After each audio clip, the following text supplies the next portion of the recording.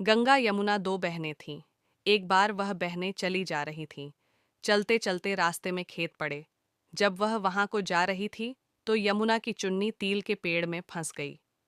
जब यमुना की चुन्नी तिल के पेड़ में फंस गई तो उसने अपनी बहन गंगा से कहा कि हे बहन गंगा, मेरी चुन्नी तो तिल के पेड़ में उलझ गई। फिर उसने उस पेड़ में से निकाली। अब गंगा कहने लगी कि तिल के पेड़ में उलझने का और तिल की चोरी का तो बड़ा ही दोष है। यमुना कहने लगी कि बहन अब क्या होगा। गंगा बोली कि अब तुझे किसी के घर बर्तन मांजने पड़ेंगे। वह बोली, अच्छा, उसे बहुत ही दुख हुआ।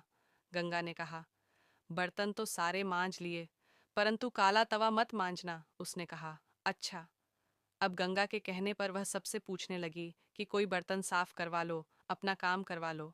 सबने मना कर दिया। एक बुढ़िया ने कहा कि चल बेटी, तू मेरा काम कर दिया कर। यमुना बोली, अच्छा, काला तवा मैं मांजने की नहीं। अब यमुना बुढ़िया का सारा काम करती, काला तवा नहीं मांजती थी। बुढ़िया तो रोज कार्तिक नहाने चली जाया करती। वह पीछे से सारा काम कर लिया करती थी। बुढ़िया को सारा काम करा हुआ मिल जाया करता था। अब बुढ़िया बहुत ही खुश थी। उसे एक दिन ध्यान आया कि मैं भी गंगा पे बुढ़िया के हाथ आटा भेजूं। वह बुढ़िया से कहने लगी कि दादी, आज मेरा भी आटा गंगा पर लेकर जाना। हाँ दादी, एक बात बताऊं, यदि गंगा हाथ पसार कर लेगी तो देना, यदि हाथ पसार कर नहीं लेगी तो मत देना।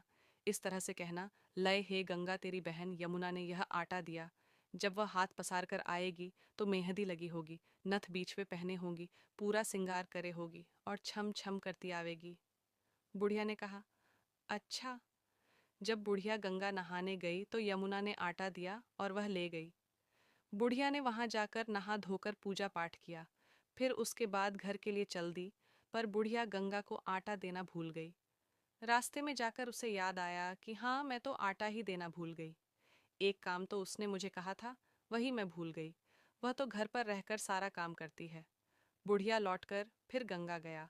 वहां पर जाकर उसने आवाज लगाकर कहा कि ले हे गंगा, तेरी बहन यमुना ने तुझे आटा दिया है। वह एकदम छम छम करती, मेहंदी भरे हाथ पूरा श्रृंगार किए हुए, बहुत सुंदर रूप में जगमगाती हुई आई और आकर हाथ पे से आटा उठाकर ले गई। बुढ़िया को बड़ा ही आश्चर्य हुआ कि मैं तो रोज पूजा करती हूँ, सारा कार्तिक नहाती हूँ, कभी भी हमारे से ऐसे सामान नहीं लिया।